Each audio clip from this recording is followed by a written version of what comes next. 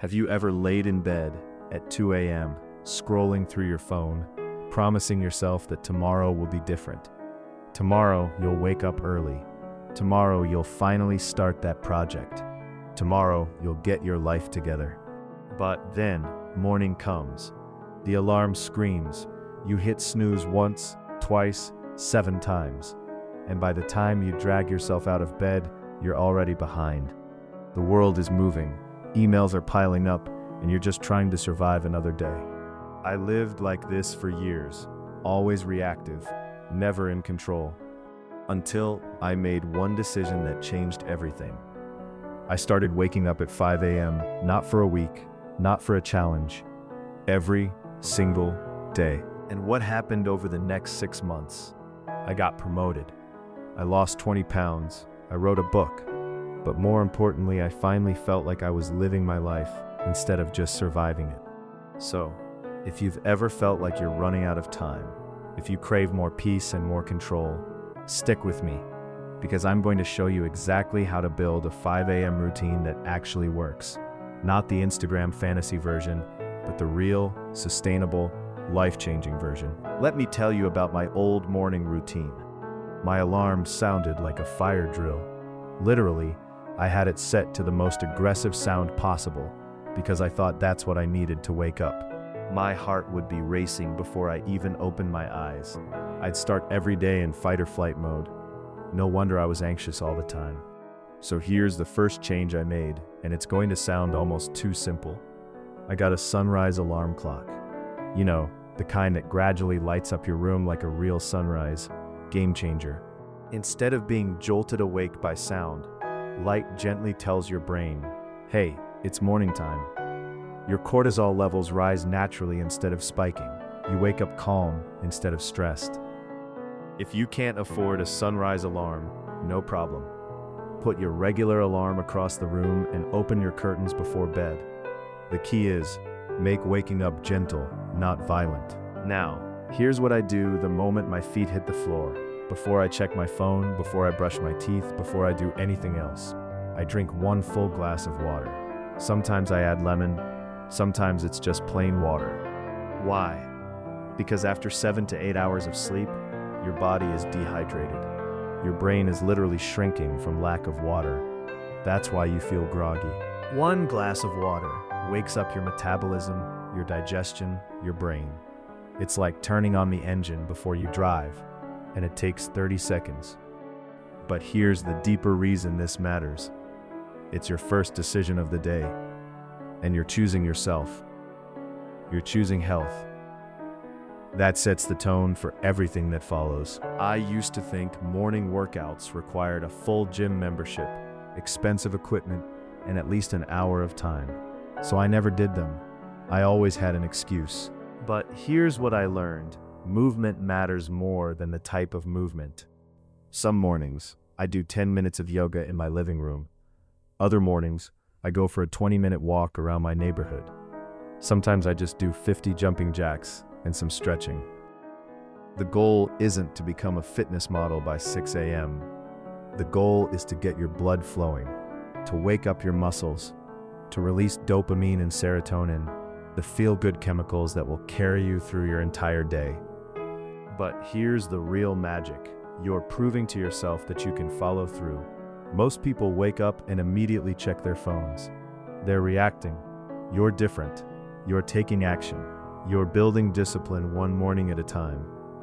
Here's something most people don't know. Even if you get 8 hours of sleep, you can still feel groggy all morning if you don't get natural light.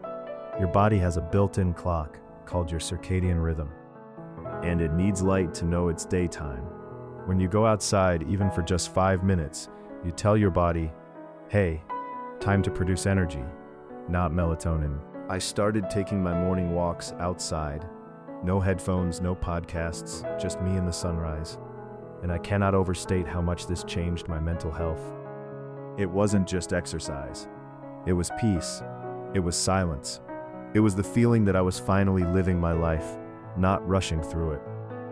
If you live somewhere cold or dark in the morning, get a light therapy lamp. Sit in front of it for 10 minutes while you drink your coffee. Your brain needs that signal. By 5:45 a.m., while everyone else is still asleep, I sit down in my favorite chair. No phone, no TV, no noise. I just breathe. I used to think meditation was some hippie nonsense that didn't apply to real life.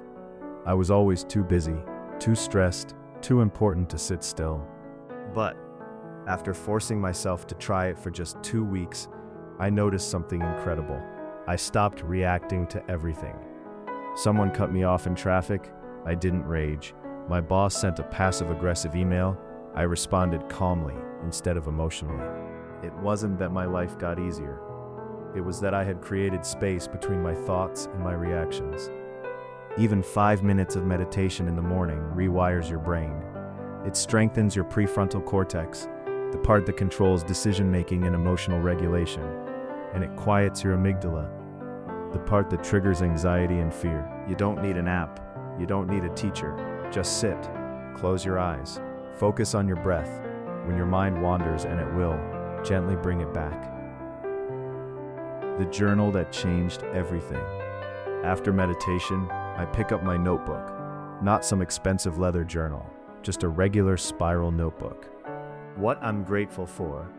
This trains your brain to look for good things instead of problems. How I feel right now. This builds emotional awareness. Most of us have no idea how we actually feel. We just react. What I need to focus on today, this gives me clarity. Instead of a to-do list with 47 items, I identify the one thing that will make today a win. This practice made me realize something scary. Most of us live on complete autopilot. We wake up, check our phones, react to emails, scroll social media, stress about things we can't control. But journaling puts you back in the driver's seat. It makes you the author of your day instead of a character in someone else's story. Part 4. Growth and Fuel, 9:30 to 12 p.m. Chapter 4. Feed your mind before the world feeds you garbage. It's 6 a.m. The world is still quiet. Your phone is still off, and you're sitting with a book that feeds your soul. For me, this became the most sacred part of my morning. Whether I'm reading a self-help book, a biography of someone I admire, or philosophy, there's something different about reading at 5 a.m. There's no noise, no distractions, no notifications, just pure learning. Some people say, I don't have time to read, but you do. You have the same 24 hours as everyone else. The question is, what are you choosing to do with them? I read for 20 to 30 minutes every morning, and over a year, that's 50 plus books. That's 50 different perspectives, 50 new ideas, 50 tools I didn't have before. And on some days, instead of reading, I do something else. I learn Spanish on Duolingo, or I watch tutorials on video editing, or I practice guitar. It's not about perfection, it's about growth. And the 5 a.m. hour gives you the space to grow before the world steals your attention. Now it's around 6:30 or 7 a.m. You've moved your body, you've calmed your mind, you've invested in your growth. Now comes one of the most important parts, breakfast. Not some sugary cereal that's going to crash you by 10 a.m. I'm talking about real fuel. Protein, healthy fats, fiber, hydration. For me, it's usually eggs, avocado, and some fruit, or a smoothie with protein powder, spinach, berries, and almond butter. This isn't about being some health freak, it's about energy. If you start your day with donuts and coffee, you're setting yourself up for an energy roller coaster. If you start with real nutrition, you're setting yourself up for sustained focus and productivity. After breakfast, I sit down with my calendar, not to get overwhelmed, but to prioritize. I ask myself 3 questions. What's the one thing that matters most today?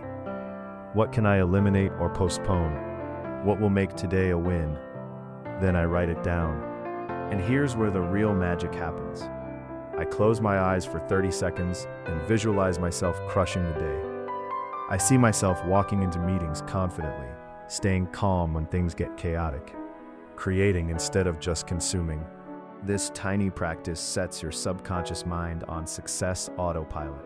Your brain doesn't know the difference, between what you vividly imagine and what you actually experience.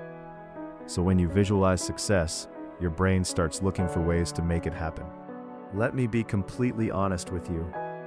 The first week I woke up at 5 a.m., I absolutely hated it.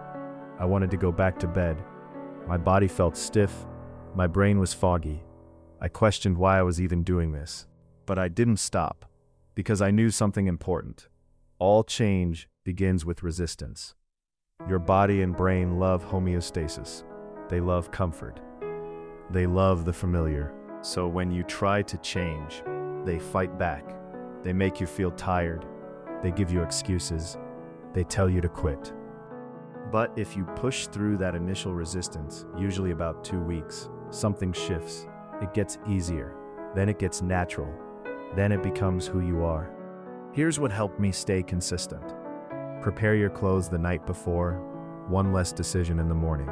Keep your phone in another room. No snooze button temptation. Have a simple checklist to follow. Takes the thinking out of it. Use light alarms or upbeat music. Make waking up pleasant. Go to bed early. This is non-negotiable. You can't wake up at 5 a.m. if you're going to bed at midnight. Important considerations. This routine can be powerful, but only if it works for your life. Number 1, consistency over perfection. Don't try to do everything perfectly on day 1. If 5 a.m. feels impossible, start with 6:30, then 6 o'clock, then 5:30. Wake up 15 minutes earlier each week if you need to. Progress over perfection. Number 2, sleep comes first. Waking up at 5 a.m. means nothing if you're sleep deprived. You need 7 to 8 hours of quality sleep. No negotiation. This means if you're waking up at 5 a.m., you need to be asleep by 9 or 10 p.m. Number 3, personalization is key. If yoga isn't your thing, try dancing. If journaling feels weird, record a voice memo. If you hate water with lemon, drink plain water. Customize everything to fit you. Number 4, gradual transition. Shifting from waking up at 8 a.m. to 5 a.m. overnight will burn you out. Start gradually. Let your body adapt. This is a marathon, not a sprint. The truth about transformation. Here's the real truth that no one tells you. Waking up at 5 a.m. won't magically solve all your problems. It won't fix your relationships. It won't make you rich overnight. It won't erase your past mistakes. But here's what it will do. It will give you the time and clarity to finally face your problems. That business idea you've been putting off, you'll finally start working on it. That anxiety you carry around all day, you'll learn to manage it. That feeling of being stuck, you'll begin to move forward. It's not just a morning routine. It's a decision to stop living reactively and start living intentionally. So here's my challenge for you. Don't just watch this video and forget about it. Try one thing tomorrow morning. Set your alarm 30 minutes earlier. Drink a glass of water first thing. Move your body for 10 minutes. Sit in silence and breathe. Write in a journal. Read a few pages of a book. Because this is your time. Before the world wakes up. Before the notifications start. Before everyone else demands something from you. This is your chance to choose yourself. Imagine what your life could look like 6 months from now, if every morning started like this. More peace, more progress, more self-respect, more control. Drop a comment below and tell me, what would you do with 2 extra hours every morning? And if you're ready to take control of your day, hit that subscribe button. I'll be here every week with more strategies to help you build the life you actually want. Remember, your life isn't waiting. It's 5 a.m. Let's go.